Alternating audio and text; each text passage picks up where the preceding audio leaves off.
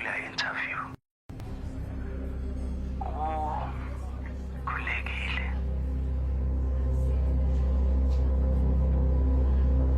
Khuluma noba? Emva kwasonke lesikhathi uzothamela icala lami. Bengitshela ukuthi mhlambe uyolizwa izwi lami. Sidinga ukukhuluma. Ngicela usizongivakashela la ejele. Sengizoza ngaweke.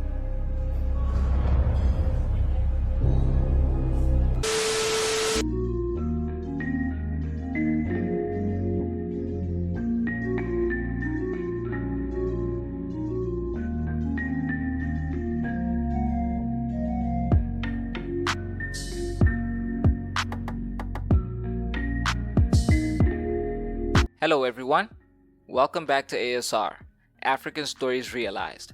This is a full recap of Redink Season 1. The show is an 8-part thriller which tells the story of a journalist turned publicist who is approached by an imprisoned serial killer to tell his story. Don't forget to like and subscribe. Let's get into it. Episode 1 opens up with a charming scene. A young lady who is about to catch a taxi caught the eye of a young man who managed to get her number just as the taxi she had boarded was driving away. The young man later called the lady, who introduced herself as Busi. The young man introduced himself as Sipho and asked her out on a date, which she accepted. Sipho and Busi met up for dinner and got to know each other. Busi was really feeling him, but on the drive back home, Sipho took a detour through a secluded area where his true colors were revealed, with him violently killing the innocent Buhle. The show then makes a time jump 13 years into the present, where we are introduced to Lucy, a former journalist turned publicist who is struggling with her husband's infidelity and still hasn't received the 40% equity in the PR company she's working for. She demanded the equity she was promised from her boss and friend Patricia, who continued to stall. Lucy also packed up her husband's things, kicking him out of the home they shared together. We are then introduced to Sipho in prison, who is revealed to be a serial killer named Napoleon Dingiswayo. Detective Morapet, who had been the one to arrest Napoleon, paid him a visit after finding the remains of Busi. She confronted him in a heated exchange where the serial killer threatened her. Busi's case also has links to Lucy, who initially reported on the butcher of Soweto, which Napoleon was known as at the time. Following the discovery of Busi's corpse, Kagiso, a journalist, invited Lucy to his news network to discuss the case, where she gave a detailed profile of Napoleon and what makes him a sociopath. The segment started trending, and after seeing it for himself, Napoleon gave Lucy a call, demanding to see her in prison. At first Lucy resisted, but curiosity got the best of her, and she made her way to the prison. The episode ended with Lucy coming face to face with the butcher, Napoleon, in the visiting room. Episode 2 picks up where the first one left off. Lucy finds herself face to face with a serial killer in prison. He offers her his life story in exchange for investigating the disappearance of his brother, Sifiso. Attempted Lucy left the prison, picked up her son from school, and made her way home, where her husband Gary had returned. Gary begged for forgiveness, but upon realizing that Lucy wasn't going to change her mind, he stood his ground and refused to leave, instead forcing Lucy to move out with her son, leaving Gary alone with the house. A vengeful Gary then went on to repossess Lucy's car in the hope that she'll come crawling back to him.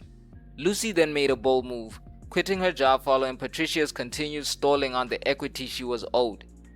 Now that she needed cash flow fast, Lucy made the decision to visit Napoleon again, where she agreed to investigate his brother's disappearance in exchange for his story, which has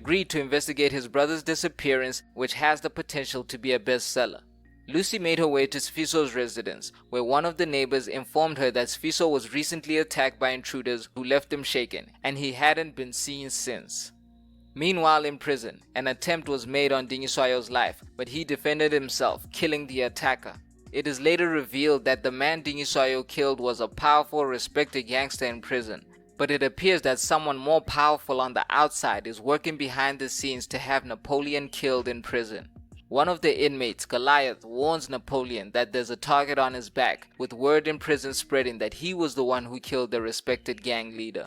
Dingiswayo then seemingly faked a seizure so he could be isolated from those who might be trying to kill him. Back with Lucy, after some encouragement from Gariso, she made her way home and began writing the book. Lucy then received a call from Patricia, who apologized for not giving Lucy her share of the company that they agreed upon, and suggesting that she had something important to tell Lucy in person. Lucy immediately rushed over to Patricia's office, but it was too late. The episode ends with Lucy discovering her friend's lifeless body covered in blood. Episode 3 picks up where the last one left off, in the aftermath of Lucy finding the lifeless body of her friend and business partner Patricia. She panicked and called Carrizo, describing the scene and confirming to him that Patricia had no pulse. The police arrived shortly after, with Lucy still shaken up. Luckily, KG was there to support and take her home. The following day, she returned to work where the investigation into Patricia's death continued, with Detective Morapedi taking the lead. She interrogated Lucy and stopped short of accusing her of carrying out the murder. Upon realizing that she was being treated like a suspect, Lucy immediately ended the interrogation and left.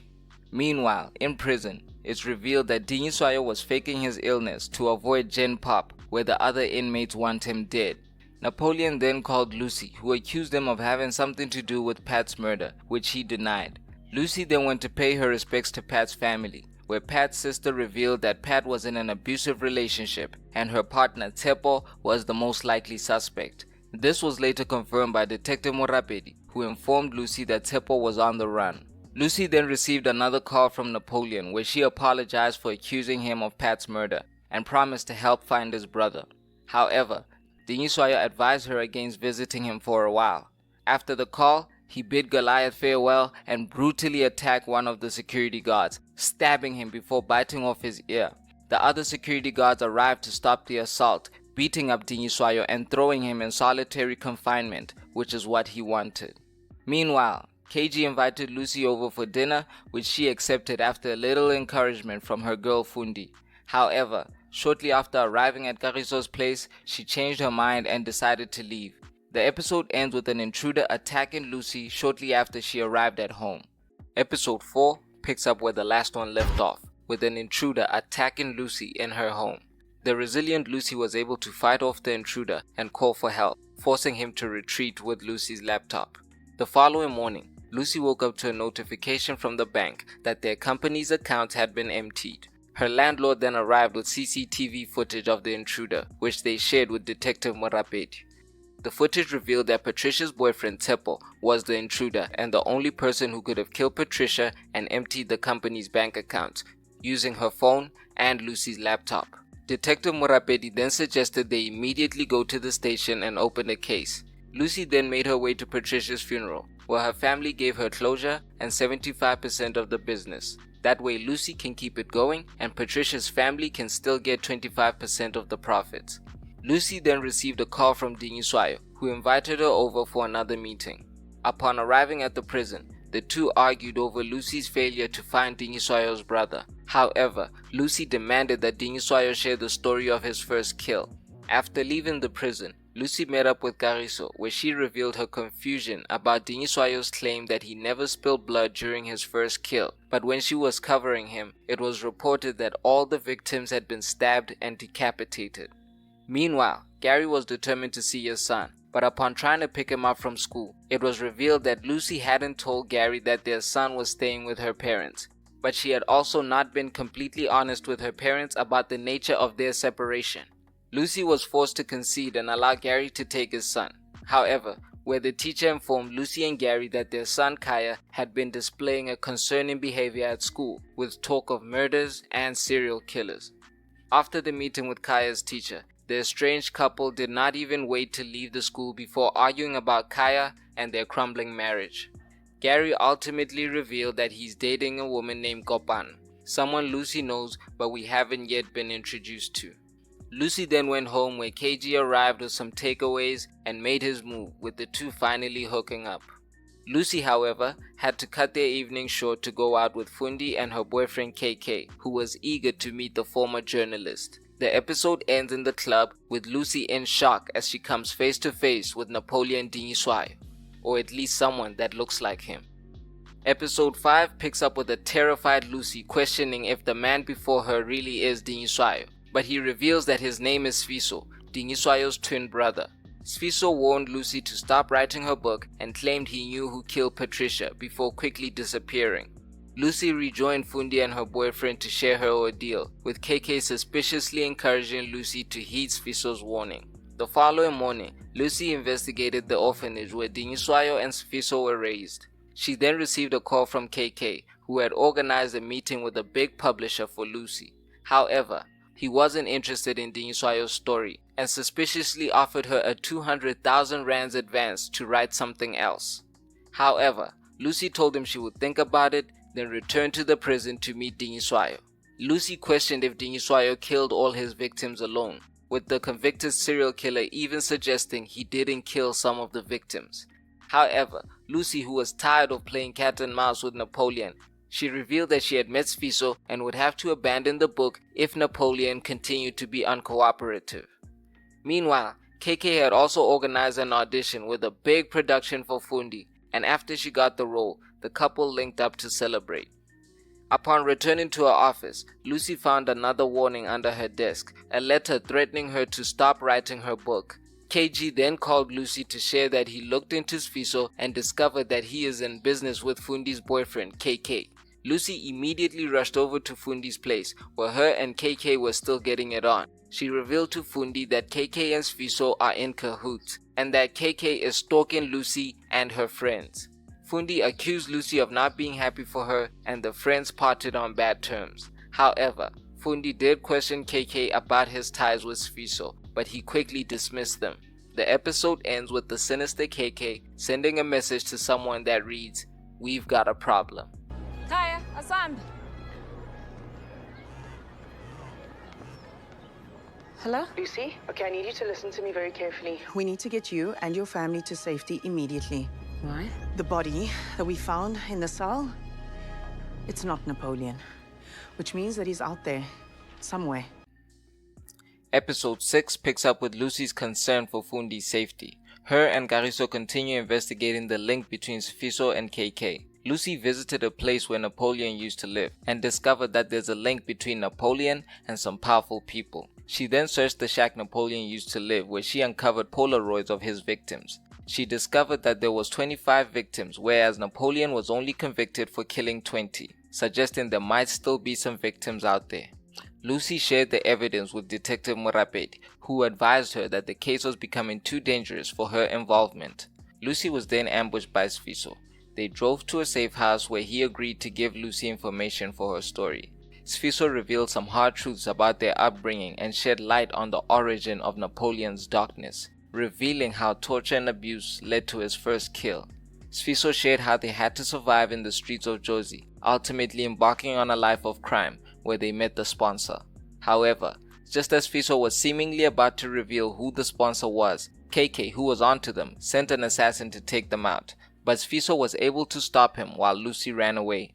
Lucy and Gariso then went on an investigation which uncovered yet another decapitated body. DNA results revealed that the victim was Rachel Ramasedi, a woman who disappeared long ago with links to Kofi Mutaung, who Lucy quickly figured out was the sponsor.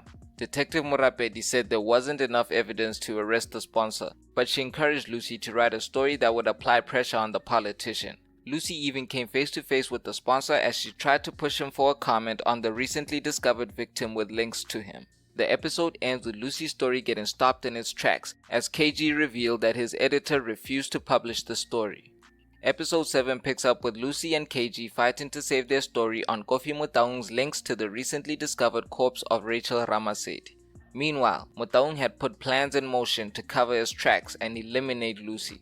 Lucy warned Gary and her parents about the impending danger, suggesting that they all leave Joburg so she can face the threat head-on. However, Fundi's life was still in danger, with Mutaung ordering a reluctant KK to send Lucy a message by hurting Fundi. Luckily, Fundi overheard the plans and was able to restrain KK before he made a move. Meanwhile, Lucy visited Napoleon and interrogated him about Rachel's corpse.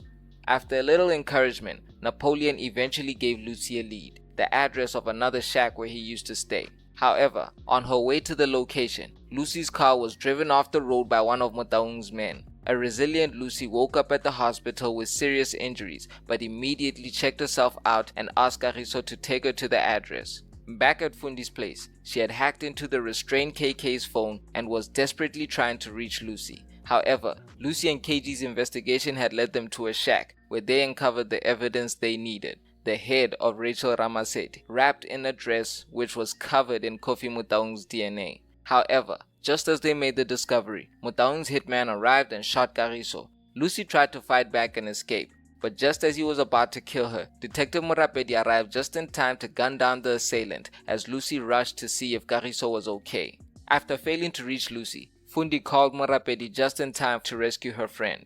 She was also able to provide hard evidence from KK's phone and confirm his link to Motaung, making Fundi an unlikely hero. KK and Motaung were arrested, but Kagiso remained in a coma after being shot, with the doctors warning that he has a long road to recovery ahead of him. Meanwhile at the jail, the Dingiswayo brothers pulled a page right out of the Thabo Bester story as they staged a fire in Napoleon's cell. Following a visit to his brother in jail, Sfiso killed a drunk, then paid one of the guards to set Napoleon's cell on fire. Unbeknown to him and all of South Africa, the drunk Sfiso killed had been placed in the cell and the real Napoleon had escaped. The episode ends in Sfiso's safe house, with Napoleon demanding that his brother take him to Lucy immediately. Episode 8, the finale, picks up at the hospital where Kagiso finally woke up from his coma and was immediately discharged. The Dingiswayo brothers were planning to leave South Africa. However, despite Sfiso telling him to lay low, Napoleon went looking for Lucy and began stalking her and KG as they left the hospital. Meanwhile, Morapedi's investigation into Napoleon's supposed death revealed that the man who burned to death in his cell was not Napoleon. Detective Morapedi immediately tried to warn Lucy that her and her family's lives were in danger, but it was too late. Upon arriving at her son's school, Lucy discovered that Kaya had disappeared, and Morapedi's phone call was confirmation that Dingiswayo had kidnapped him. While at the station, Lucy received a phone call from Dingiswayo ordering her to meet him at the safe house and to come alone. Lucy immediately rushed over to the safe house without telling anyone, causing panic at the station. Lucy arrived at the hideout where Kaya was being held. Dingiswayo then tormented Lucy, revealing to her that he had killed KG and carved his heart out. Just as Napoleon was about to carve into Lucy, Sfiso arrived and tried to dissuade his brother from taking another victim. Lucy was able to turn the two brothers against each other, revealing to Napoleon that Sfiso was the one who snitched on him. The Dingiswayo brothers had a heated exchange that resulted in Napoleon stabbing his brother in the chest. Napoleon then pursued Lucy, who had gotten free but couldn't escape without her son. Meanwhile, Gary and the police managed to reach Fundi, who once again helped them track down Lucy's location. By the time they arrived at the hideout, Lucy had already saved herself, bludgeoning Napoleon with a hammer and stabbing him in the chest before carrying her son out of the building that the cops were preparing to breach. In the aftermath of the tragic incident, Gary was able to comfort Lucy as she moved back in with him and Kaya. She was finally able to publish her book about the Butcher of Soweto, but it was believed that despite his wounds, Sfiso was able to escape the country. The episode ends with the most glorious of twists. It's revealed that Napoleon somehow switched with Sfiso and is still alive. Lucy's book was delivered to him in an undisclosed location as he vowed that they will meet again. First of all, RIP to Kagiso, he didn't deserve to go out like that. The season's intensity increased with every episode, leading up to a climactic finale. Bongo gave a masterful performance playing two characters, and the production team executed the scenes with them together perfectly. Even the flashback scenes of the Dingiswayo twins together were masterfully executed. Very well written and produced show. It was nice seeing some familiar faces such as the Zulu brothers from The Wife, especially Bongo Khoza, who plays the role of Napoleon. I'm very impressed by his performance. He's really showcasing his range. The creators of Shaka Ilembe Bomb Productions were tasked with bringing this book adaptation to life, so my expectations were high. The story is based on a novel with the same title written by Angela Makola, who was heavily involved in the writing and development of the show. From the little research I've done, this show is inspired by real events that happened. Angela Makola, much like Lucy, had interactions with one of South Africa's most notorious serial killers. I think a lot of people are going to end up binging all 8 episodes because each one ends on a cliffhanger. I don't know how they did it, but it was an amazing bait and switch at the end. I definitely didn't see that one coming, and it was a fitting conclusion to this beautiful adaptation. This means we're probably getting a season 2, because the author of Red Ink, Angela Makola, recently released a sequel to the book called The Redink Stalker. There was also an inspired scene where Angela actually made a cameo at the Red Ink book launch, where Lucy autographed a copy for her. I thought that was a nice little nod to the author, whose work made this adaptation possible. My only note is that maybe Lucy was slightly overpowered, which left some of the supporting characters with little to do. Once again, I think it was a smart creative decision to have Lucy narrate her own story. It's very smart writing. If the show does get a second season, we'll be back for more reviews. Don't forget to like and subscribe. This is ASR, for the love of African filmmaking and storytelling.